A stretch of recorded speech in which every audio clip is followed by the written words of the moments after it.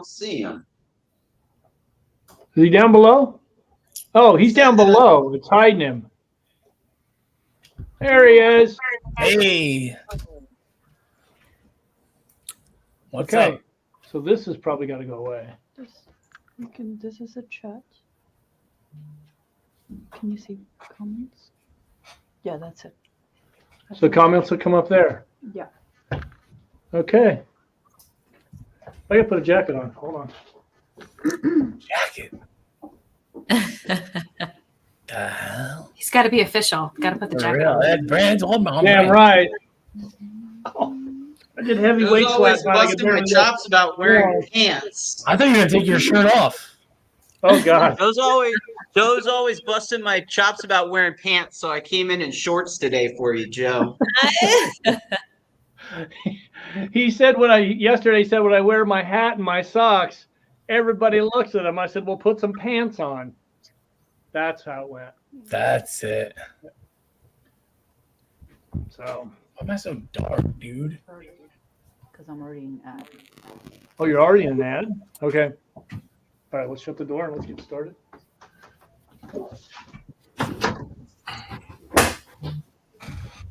Okay, sorry.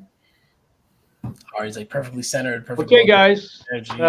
We're going to go ahead and start. Is this recording then too? I'll be damned. Okay.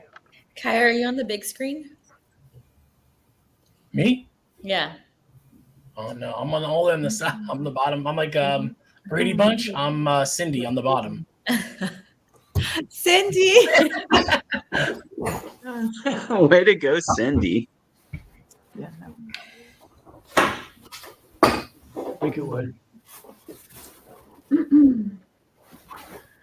Well, we're right at 10 o'clock, guys, so we can go ahead and get started, and hopefully we'll get some people to join us. Well, thank you guys for coming on today. We're having a little issue here. I'll get it. Go ahead. Live shows, man. Filmed in front of a live studio audience. Yeah, let's hope we get some people to join us. But thank you guys for coming on today.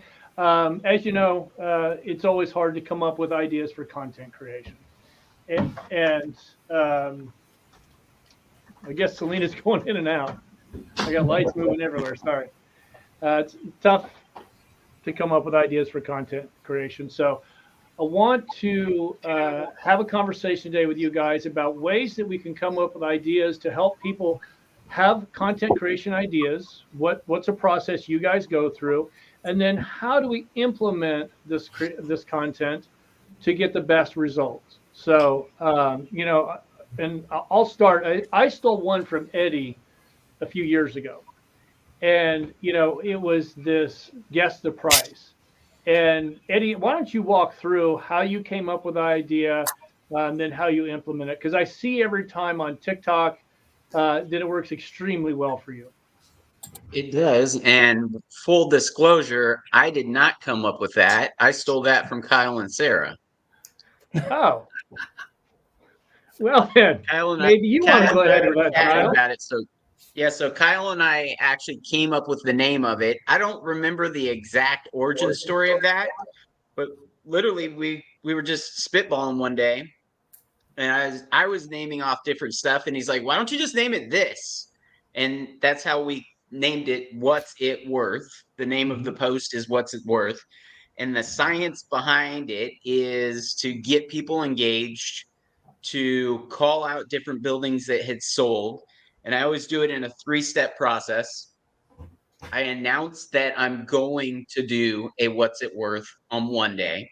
Hey, this particular building sold. I know that you know this building, and people are like, ooh, interesting. The next day I come in and I talk about the building. This is how many square feet it was. This is how much land is involved. There's a tenant or there isn't a tenant. There's income or there isn't.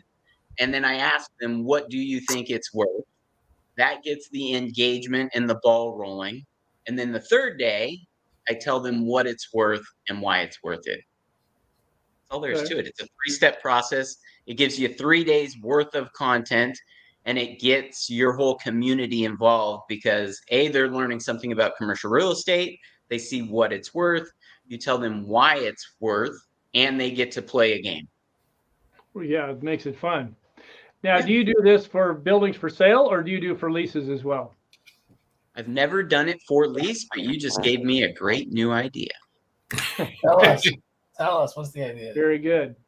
Well, Ari, let's go to you next. I know that you're kind of the queen of documenting your day when you're out doing showings. When you're out there doing showings or walking a property, what exactly are you looking for that you think is of value to the people who are listening? What are you looking for? I like to show up spaces. I have a lot of brokers that follow me, so I like to show the spaces because they know that they're available and kind of just giving them an idea of who we can put in here by sharing like the neighbors or the parking lot or the space. And then if I do a tour in the space, I like to show kind of like go around and say, hey, I am touring this property in the area. It's good and bad, I think, because, you know, some people have DM me and said like, hey, I put an offer on that property. Where are you at? But also it's good because they say, hey, is that space available? I have a client who's looking for a space like this. So, and sometimes I'll say it, you know, like the pickleball one, I got a lot of feedback on that. The pop-up venue location, the bigger ones, or the warehouses. I got a lot of DMs at the warehouses, not so much on the retail spaces. But I love documenting because it's so easy and I'm doing it while I'm there. And it's just easier for me than when I get to the office and then I forget to do it and then, you know, time flies. Right. So now when you're doing this, do you post this across all your platforms or do you focus mostly on one particular platform? Instagram, and then I'll make videos sometimes on TikTok. Okay. Like one of the clients last week, he says, you know, come and see one of my stores. And I went in and I said, but you promised me you're going to teach me how to make a naan. And he's like, yeah. And then I put, you know, him making the naan and we made a naan together. And that was, you know, people love food. So. Yeah. It was very interesting the way you did it. It showed the way to make the food. And then you tagged the client too, which was very nice because you gave him some exposure as well. What do you look for when you're out there shooting, documenting your day? Do you look just for something specific, or do you just kind of fly by the seat of your pants, go, okay, this will be good. This is what my viewers want to see. If it's my listing, it's bringing value to me because if I know brokers are going to look at it and they have a client in particular that might work for them. So it's for marketing for me. If it's other properties, then I'm kind of just sharing what I'm actually looking for one of my clients. And I think it's so interesting to see the space, you know, vanilla shell or, you know, raw spaces. I love raw spaces. I don't know why, but I just love to see that. And I think a lot of people in our industry do too. Yeah. Thank you for that. You should give us a little background. Eddie, I need to get your background too. I should introduce you guys. Ari, why don't you go ahead and introduce yourself? I'm Ari Mencias. I'm with Commercial Brokers International with George. I specialize in commercial leasing, mostly retail, office, and industrial. Okay. Eddie, you want to give your Do a quick plug? background? Yeah, absolutely. My name is Eddie Gonzalez. Create Advisors is the name of our business. I've been in the industry for about 8 years. I work in Central Phoenix mostly. The majority of my business is retail, but I've done some office and some light industrial as well. Actually, I've done everything except multifamily. So maybe one day I'll be like you, Joe, and jump into the multifamily as world as There you go. And you've got how many subscribers on TikTok? 40 something? I don't know. Yeah, 40 something thousand. Yeah. So that's been your main tool, right? Honestly, it's been the best lead generator. I would say every one of my platforms has a different function. And when I set up TikTok, I wanted TikTok to be very much a Phoenix, Arizona driven prospecting tool. So I literally focus everything that I do on TikTok about Phoenix. So it's not always 100% commercial real estate, but it is always something that is happening in the area that I work in the neighborhood that I work in, or something that's just going on in the Phoenix, Arizona market. Okay. Now, do you use your TikTok videos on any of the other platforms? I don't use the TikTok. I don't roll them over directly, but there is other content that I will roll from other platforms. I use InShot, so I'll make everything in InShot and I'll disperse from there. I feel like TikTok is if you talk about the Gary V model, TikTok is very much you're hanging out with your friends at the bar and you speak a little bit differently. So I wouldn't necessarily try to roll something from TikTok into LinkedIn because then you're going into the boardroom. So Right. there's a little bit of crossover, but I don't do it a ton. Okay. All right. All right. Thank you, Eddie. Justin, let's hear from you a little bit. I know I've seen your YouTube channel out there. You're just doing such a bang up job on it. Tell You're us the a little one, bit Joe. about your background and what you're working on. Sure. Yeah. Justin Ryder, happy to be here with you. Thank you for the invite. Obviously, great panel to be on. And my name's Justin Ryder, commercial real estate broker in Lexington, Kentucky. I do investment sales in central Kentucky, basically like 6 or 7 counties right in the middle of our state. Have a blast with it. I have been active on social for 3.5 years or so and started in LinkedIn and branched into X or Twitter, now X, and then just started video stuff really in 2024. So I've done 30 something videos now on YouTube. Just hit over 500 subscribers. So it's brand new for me, but it's been an unbelievable tool. Definitely something I want to talk about today because I think video is the future. And, you know, I tend to approach this from a social standpoint of who out there, what groups, whether they're sellers or buyers or potential networking people that can help grow the business and grow what's happening around us. What would allow them to meet me and say, oh, I already knew that guy, or I felt like I already knew him. So that to me is sort of the overarching goal. I do post about commercial real estate deals and obviously properties we're selling or engaged in. I really like to approach this from the standpoint of what would improve the sales life.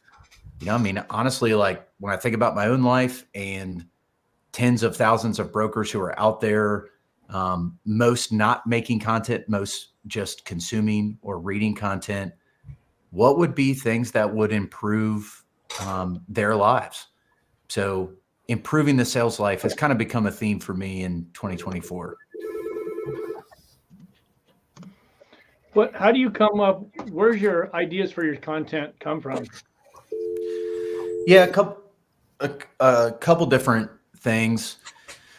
I think of it in 3 tiers. One is me, and I think everyone listening out there and all of us in the panel, there's unique things to our personalities that you can display that are personal, fun, passions that you may have, hobbies that you may have.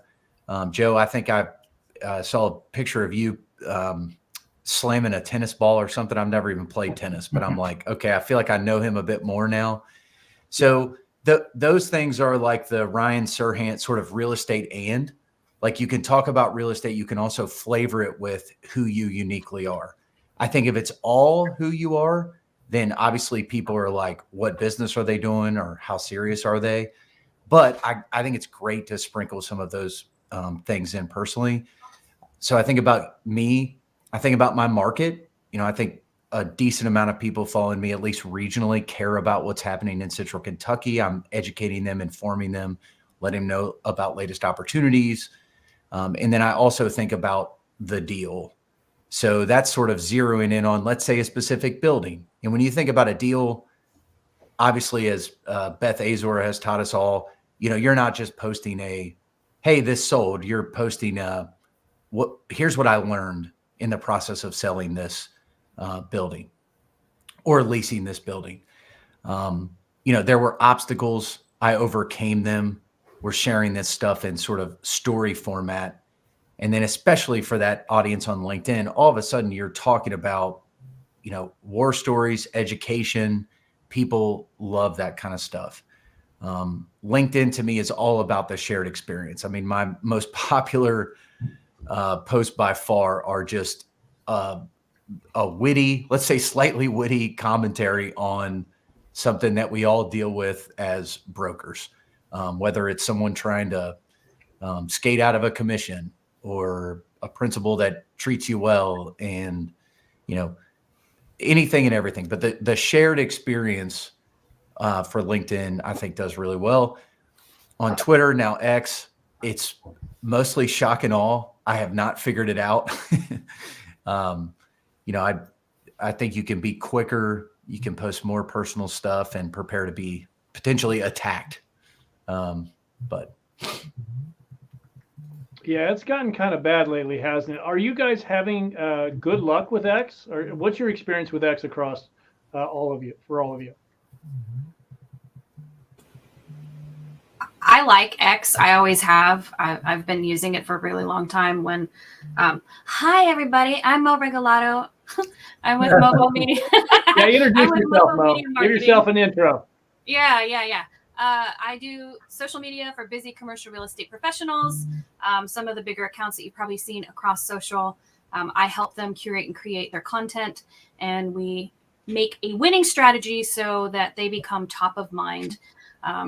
If you're not familiar with some of my clients, I will name drop right now: Bob Knackle, Beth Azor, and the Massimo Group. Those are 3 of my clients that I work with and help them market their presence. So going back to X, it's kind of been a crapshoot lately with all the political stuff happening. So I'm just going to bring that up right now. Probably about 4 weeks ago, our timelines went nuts. Actually, probably a little bit. With the situation that happened in Pennsylvania, our timelines went nuts. And it's going to require, like, if you're just jumping onto X, it's going to require you following some of those bigger accounts and interacting with them and starting to engage with them so that you can really start building your timeline. Last year, X came out and said that the way that they actually prioritize your feed is based off of who you've been interacting with. So if your account has always been about interacting with videos with cats and dogs, and then all of a sudden you're jumping to commercial real estate, you're still going to see a lot of cats and dogs on your timeline until you continue to interact with those commercial real estate profiles. So for example, I really got heavy into using Twitter/X when I worked in radio, and I used to broadcast live my Saturday morning show. And I had people listening to me all around the world. So I'm talking about Peru and Australia, and people just love classic country music. So they would interact with me on Twitter, and they would request songs, and then they could listen online, and it'd be like, hey, this is a request going out from Australia. So my feed used to be a lot of country music and a lot of country music news. Since I've been working exclusively in commercial real estate, it's now that's what I do. That's who I interact with. When the timeline does get messed up, start actively engaging with those accounts that you want to see. And then you'll see that your timeline starts to be better.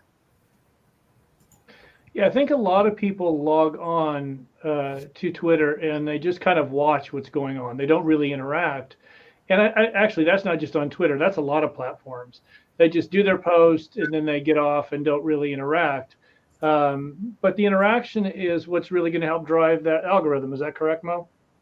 Oh, absolutely. Yeah. The more you interact, the more your content is going to get shown to the audience that you want it to be shown to. And particularly if we're talking about LinkedIn last year came out and said exactly that. If you want your content to be seen, you need to actively engage with the people that you want to see your content. So that doesn't just mean posting and ghosting. That means after you post, start commenting on other people's content, and not just like, hey, great post. That was really great. That was fantastic. No, like actually be personable and say, hey, this was this post really resonates with me, yada, yada, yada. There's certain actions that you want to take after you post that will help your engagement and the algorithm pick up your content. Yeah. George, you want to carry it from there? You're pretty good on LinkedIn. Why don't you touch a little bit on what you do on LinkedIn? LinkedIn and a little bit on Instagram, and really, it's the content itself, for me, I find it one of the easiest ways to be able to come up with content ideas, because I'm not that I have to be in a certain mood to be creative, and it's a hit or miss. I can't just force myself to do it.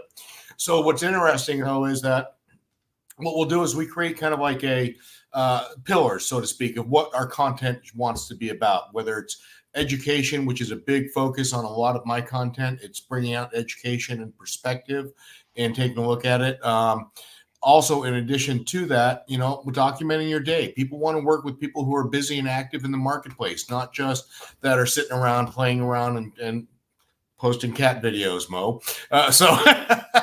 But you know, so to grab that, we grab ideas along those lines, but I'm constantly reading information that I can put in, but I'm looking to ways that I can digest that information and put it out there in a across the platform, so to speak, so I can really target the largest audience possible. And what I mean by that is my client base. I'm didn't introduce myself. I was going to let you finish, but you were on a roll. Yep, George Pino, CBI commercial. But when we're talking about the content creation, I do a lot of investment sales around the country, and my clients and the people that look at the biggest push and feedback I've gotten actually is from the YouTube videos that were longer formats with really geared toward the education and understanding, and I picked up many clients from that. And, you know, a lot of those clients, some of them are extremely sophisticated. You know, I had a general counsel of one of the largest multifamily REITs in the United States reach out to me and say, hey, I saw your video. I want to work with you, but here's the deal. I have brokers in-house that are going to find me properties. I just want to send them to you, and you tell me if I should buy it and what our plan of action is going to be for the investment. And at the same time, I also have people who have looked at the videos that are mom and pops that have, you know, this may be their very first time that they're getting into this type of investment. Somebody, a financial advisor, a CPA or something, told them about going in a single tenant net lease or different types of, and then referred them to me. And a lot of that's education about, like, well, what is it? How is it differing between them? So my videos are a fine line between giving information, but a lot of it is turning the information into a perspective. And showing that, you know what, yes, it is true, but, you know, just like anything, there are two sides of the coin. There are positives and negatives, but we also try and address the negatives ahead of time, because ultimately we're doing this for sales. We're doing this for bringing in leads and things like that. So in the video, I'm going to try and address the negatives ahead of time and how we would overcome those versus let them just sit and hide from them. I believe fully in transparency and education, and that's really the gear toward everything that I'm trying to post and put out there. Most of it, like you said, is on the LinkedIn, but, you know, the videos getting a lot more into the YouTube side of it.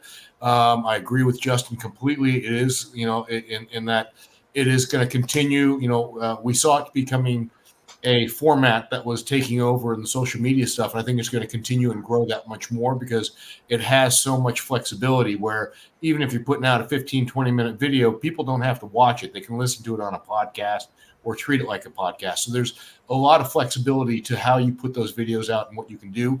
And that's what we try and look at. We're looking at always one of my core, and when we're talking about the pillars of content, one of the core things there is when we talked about education, it's also about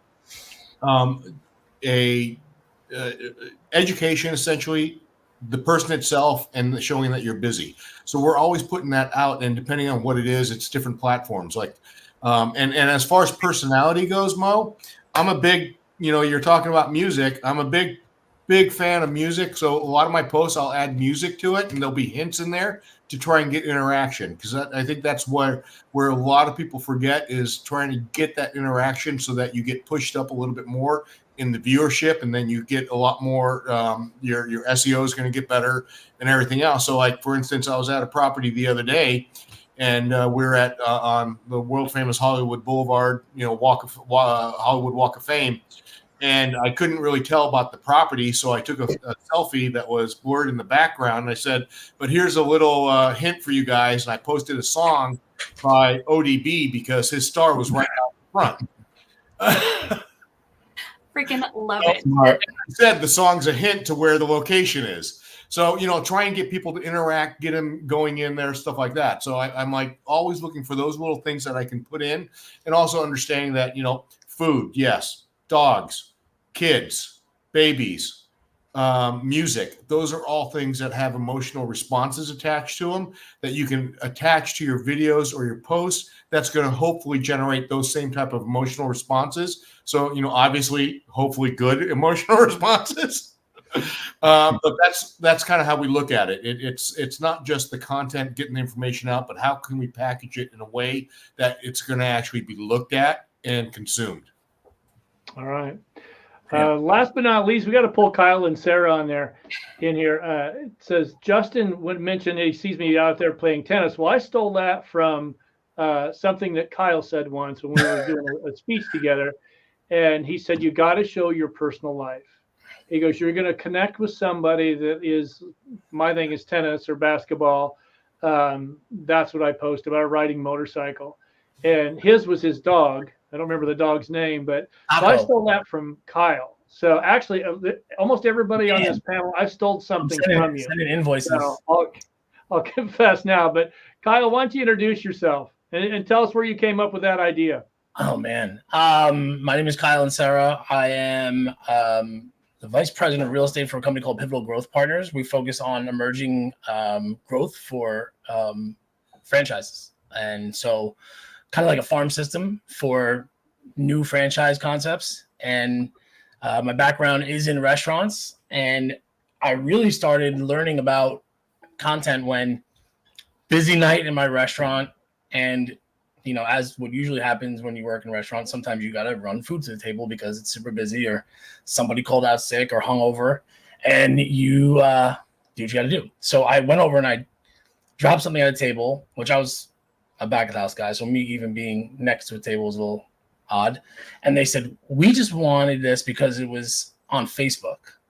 And I was at the time, which was like 2007, it wasn't really a thing. Like we didn't even really know what we were posting on there. There was no Facebook pages. It was just like me and my partner posting on our page. And then we made a person page for the restaurant. So that was the thing. And then the Wall Street Journal picked up something that they found on Facebook. And we were like, okay, there's something here. So, but yeah, I guess most everybody else, my introduction to how to approach social media came from jab, jab, jab, right hook. Our marketing person about that same time, 2007, 2008, said, "You have to read this book. You're going to love this guy." And so I dove into the Gary Vee stuff and just kind of ran with it. And I've always focused on, restaurants are almost like when you've owned a restaurant or even worked in a restaurant, it almost gives you like a certain level of credence when you go talk to an operator. Like, now we can talk the same language, right? Because they don't like to be sold to. That has always helped me. So I've always thought of my content as like a foot in the door. If they could stumble upon it somehow and see that I'm speaking in their language and have the same concerns that they have and speak to it from their point of view, as opposed to me speaking, strictly from a broker's point of view, like this is 2,500 square feet, X amount of vehicles per day, fully whatever. I want to focus on things that I know are a concern for them. And that has always seemed to resonate. But the personal stuff is for sure more of an attraction. I was just at ICSC in Orlando and people I didn't even know asked me how the baby was doing. And that was a little odd, but without a doubt, my friends. I'm go on a diet, Kyle. Grow mustache. So I've always tried to share what was like some sort of what I felt was a level of connectivity to people, and it's worked. So I kind of try to run with that. And Kyle, the platform you prefer is which one? Is it TikTok? Man, I'm all over the place right now. I kind of just focus on creating the content and then say, okay, this is probably a TikTok video. Unless I'm in the TikTok platform where you can like engage directly with the comments, which I've always found to be the most engaging of anything, is the ability to respond to those comments with a video. I think you can do that on Instagram now.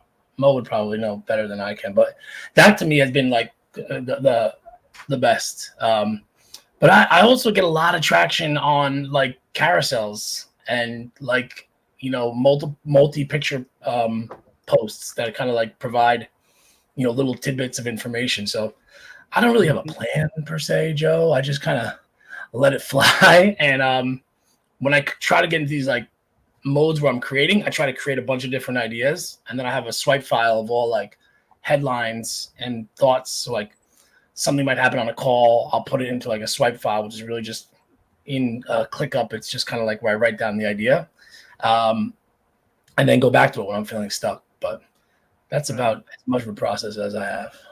But platform-wise, now, I'm kind Mo, of you're handling multiple clients right now.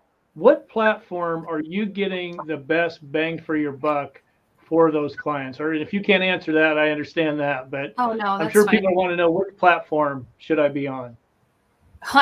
The platform that you enjoy being on is the answer to that Right. question. If you don't enjoy being on TikTok and somebody tells you need to be on TikTok, guess where you're not going to be? Right. You're not going to be there. So best platform for you to be on is the one that you can stay consistent with and actively engage with. That being said, LinkedIn is going to be your best bet for organic reach right now. It really is. They have kind of, because of the political season, they have kind of kiboshed some of the reach.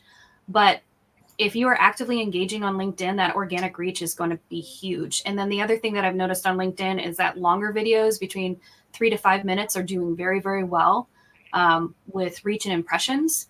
So some of the shorts, because a lot of people will do something for TikTok, it'll be short, they'll put it on YouTube, it'll be a YouTube short, because again, that's going to get you that organic reach, at least it used to. And then they'll put it on LinkedIn, which is totally fine.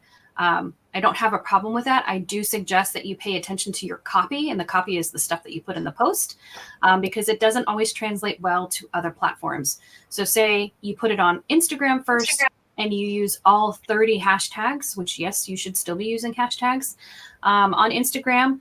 And then you put that 30 hashtags on LinkedIn. No, we're not doing that. Shouldn't be more than 3. And in fact, LinkedIn is trying to go away from hashtags. However, if you still look at the left-hand side of your screen, when you're on LinkedIn on desktop, you'll still see hashtags there. So continue to use those. But the idea with those hashtags, and I'm getting off point and I apologize, I will get back to what we were talking about. But the idea with the hashtags is searchability, right? Like it's a way for you to, or it was a way for them to index content. And now they're doing more, and they being all of the platforms are doing more of your basically like your organic SEO. So those keywords. So if you are working in Phoenix and you're selling land for, what's that thing you play? Pickleball, right? Then your keyword searches should be Phoenix pickleball land for sale, right? Like it should be within your copy, so it starts indexing. So that's just kind of a little aside. And then back to what platform you should be on. LinkedIn right now, like I said, organic. X, if you can still get in there and jump in and start doing stuff. I love Instagram, but Instagram's more of a personal thing for me. So that's up to you. But I really think that a lot of people are sleeping on LinkedIn right now. Okay. How many of you guys are using AI to come up with content creation ideas, scripts, that kind of stuff? One, two, three. Okay, all of you. How's that working? What are the results? It's working great. I highly recommend to people trying to come up with ideas to feed ChatGTP your audience, unique aspects of your audience, demographics, describe a person, and you can get very detailed and then turn around and say, okay, what are 25 things that this specific audience would be interested in hearing when it comes to their growth? What are 25 things this audience would be interested in hearing from an authority figure in my space? But if you describe yourself and who you are and what you bring to the table, then if you describe your audience and get as specific as possible, those questions tend to be better and better over time. So it's all about the prompts. with ChatGPT. I personally don't use any AI to write stuff just because I enjoy it. Like I actually writing it myself and come up with the ideas, but I don't mind seeing a bunch of questions that I then could dig into and potentially answer for my audience. So ask a lot of questions. So one of the things I use ChatGPT for is I actually feed it transcripts, and then I use this very specific prompt. So if you're taking notes, this is probably a good thing. I say, this is a transcript of a podcast or of a video with this person from this company. Analyze it for the tone, voice, and style of said person. And then based on the content of the transcript, create for me a post that explains or summarizes or etc., whatever you want to use, what is happening within this transcript. You can then use that for YouTube videos. You can use that for, pretty much any kind of Spotify, like, when you're putting stuff on Spotify, it's great to get a description for that. So when you're trying to create content at scale, which is what I'm doing on a daily basis for all of my clients, that is one of the tools that I do use to help summarize all this information. I don't have time to sit down and listen to an hour-long podcast. I love all of you. I really do.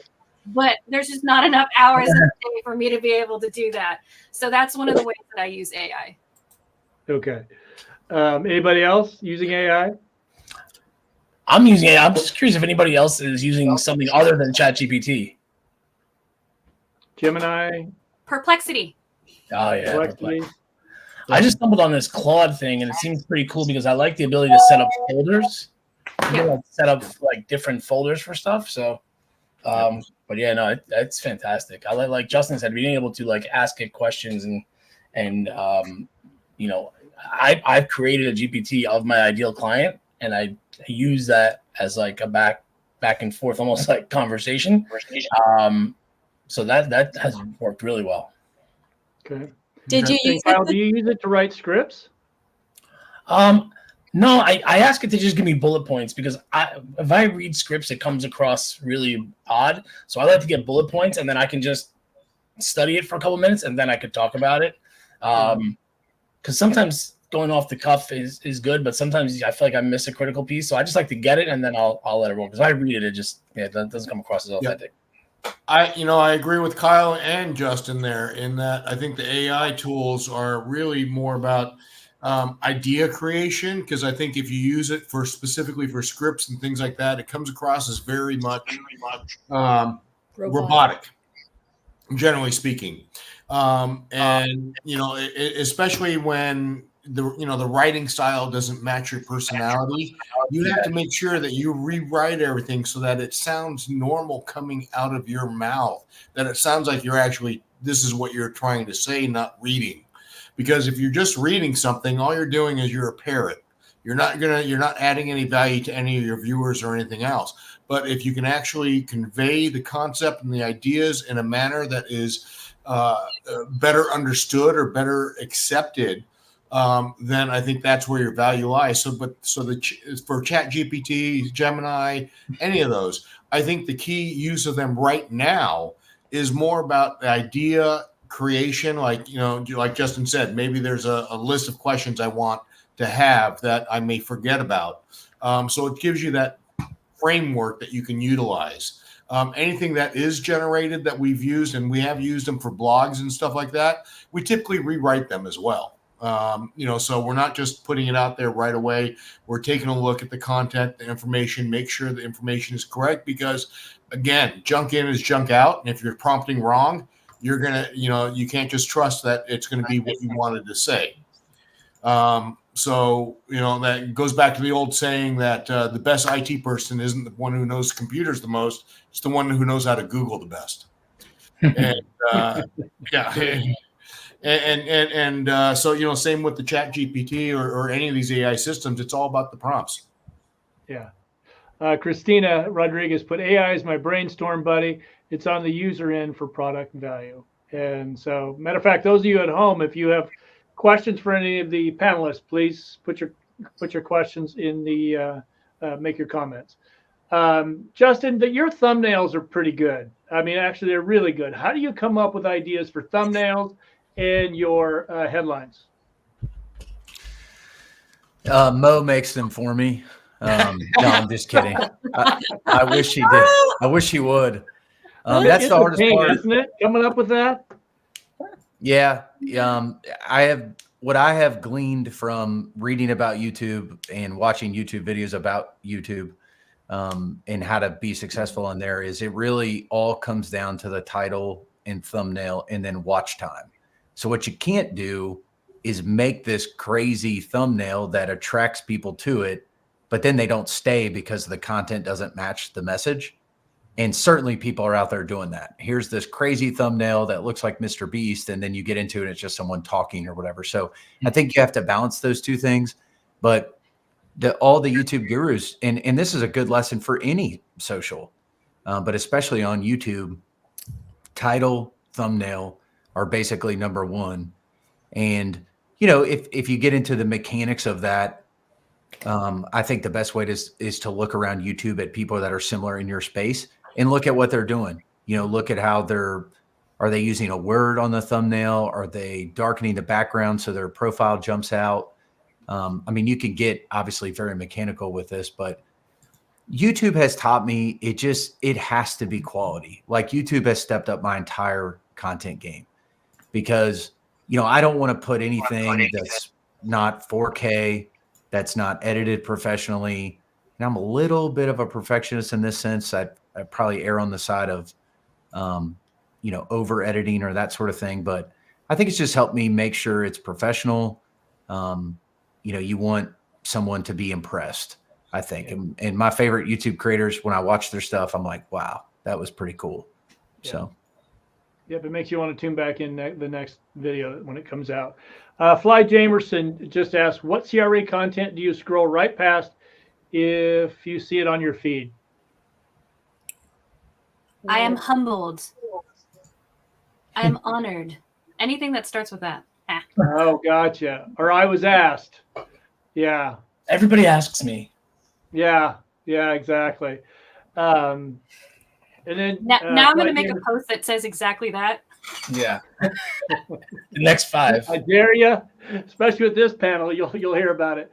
I'm always getting the question. What's your favorite tech gear or apps to capture and edit content? I'm personally an Adobe guy. So you like Adobe? Ooh. I know. I think it's the least intuitive software program to ever be invented by humans.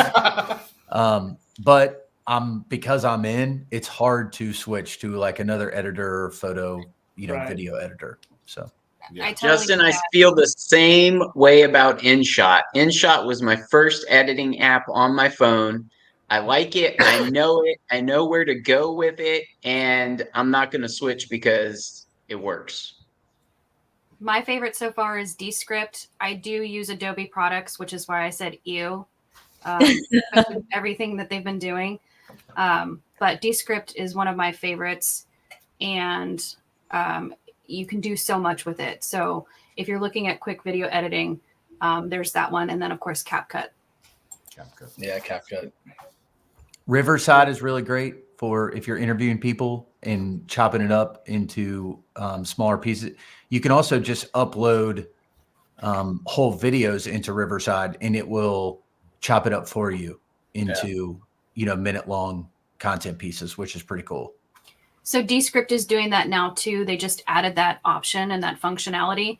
And the other functionality that they added, which is a lot like Opus, is that you can take a YouTube video and drop it into Descript and it'll actually pull that video from YouTube. Yeah. So if I have clients that have been on podcasts, that they haven't told me about, I do have Google Alerts set up for all of my clients. So whenever their name pops up, I can pull in whatever it is and they're like, oh, hey, you were on a podcast yesterday. All right, we have more content. But Descript, like I said, fantastic. And it isn't that difficult to start with, which is nice. I like Opus has the ability to edit video by text, which has been really like it makes things a lot easier. Like you don't have to watch the whole video. If you vaguely remember the conversation, okay, you start picking up on it. Like, okay, you can delete that part, delete this part, and it adjusts the video accordingly, which has been really helpful. So I mean, who wants to sit there and edit the whole thing? And sometimes those AI generated clips are not exactly on point. So if you can go, you can go in there and edit it based on text. Okay. You know, when I'm talking to people about coming up with content, I start talking to them about using humor. All of you guys are really good at that. How do you gauge what's funny? I mean, how do you know? I mean, Mo, I don't know if you came up with that idea with Bob getting in the tub with his suit and all of that, or the jacuzzi. How do we be, because funny videos do better. How do we get there? What steps do we need to take? What should we be looking at? Number one, you need to stop taking yourself so seriously. I think that was what the funniest thing about the Bob. So the whole thing with the Bob video, and if you guys have no idea, Bob Dackel, he's like a #1 sales broker in New York City. He only sells buildings. And was commenting, actually was a whole thing on X where people were kind of like ragging on him for wearing, he was like, he wasn't wearing a suit and he always wears a suit. So then the idea was it would be super funny to like have him wake up in a suit. Like, so he's always in his suit. And that's where it really started. And it was just so funny and whimsical. And you would never expect Bob to do something like that, but he was totally on board. And they knocked it out of the park. His daughter like recorded it for him. I mean, it was just amazing, right? Like it was just a lot of fun. So it was like kind of a whole family affair for him and his wife and his daughter. And then I got the videos and I put them all together, and it was just a lot of fun. If you can laugh at yourself and you can not take yourself too seriously, I think that's the most important thing. The challenge with a lot of commercial real estate professionals is they do take themselves too seriously. And they have this concern and perception that, well, if I cut up and cut loose, then my ideal client's not going to like me. Yeah. No, they probably will like you more because you actually look human. Yeah. You show some personality. You know, and Eddie, that's something you're really good at. So you do these green screens that are about your local market. Can you kind of walk us through that, please? Yeah, absolutely. So literally there's a couple different websites that I read every morning, just looking at local news, what's going on in commercial real estate, what's not going on in commercial real estate, and anything that is truly eye-catching to me that I think would be both entertaining and educational for my followers. It's such a simple process. I literally look at it on my phone. I take the screenshot. One thing that I've noticed on TikTok is if you go screenshot directly to the green screen on the TikTok app, you lose all the edges. So I'll resize it real quick, go straight over to TikTok and literally talk about what the article talked about. And I'm always, when I'm doing that, I'm always asking a question to see what the audience thinks about that particular headline. So I call it headline reading. And then I always say, do you like it? Do you love it? Or do you have no comment? And that's what really gets those comments coming in. Yeah. Yeah, I see you doing easy, that like, regularly, and it's so easy and brilliant, but I'm sure it's driving a lot of views for you. it is, and I feel like it's a lazy way to make content, but it is so successful. It's one of those things like I could do one of those every single day very easily. And the way that I just described it to you is literally how long it takes. It's 30 seconds or less to crank one of those out. Yeah. I think, you know, in the beginning, when we shoot like 10 times to get it perfect. You and Kyle both said to me one time, we don't, it's one shot and we're done. If we make a mistake, we make a mistake because it's just human. And, you know, we try and relate that to our agents here because they want it to be perfect. And, you know, I think it's almost more perfect if there's a little mistake in there. But what's that? I get nervous because sometimes yeah. I get so nervous, and I try now not to think about that, which I've gotten a lot better. But with that, yeah, it can be daunting. But and then one thing that's worked well for us, and I just kind of did it because I was lazy one Friday. I grabbed George and I said, let's do a Fridays with George. And I just need you to give us a real estate term. And it's really taken off. George, how many years have we been doing that? I'd say about 3 years, probably about 3, just under 3. Yeah, it's super easy for me. George has to do all the heavy lifting because he gives the definition and the term. And so I just introduce him and away we go. But people have actually recognized him from that. And so, one thing with the people that are watching, consistency. Don't get down if your content doesn't start working for you right away. It takes time. And I think everybody on this panel agree. It didn't happen overnight for them. They're building an audience. It takes time, patience, consistency. You've got to be consistent. I'm going to ask, we got to start wrapping it up here. We're running on to an hour. How often do you guys post? Is there a set time, or do you just do when you feel like it? Every day. Yeah. Every day? At least on one platform every day.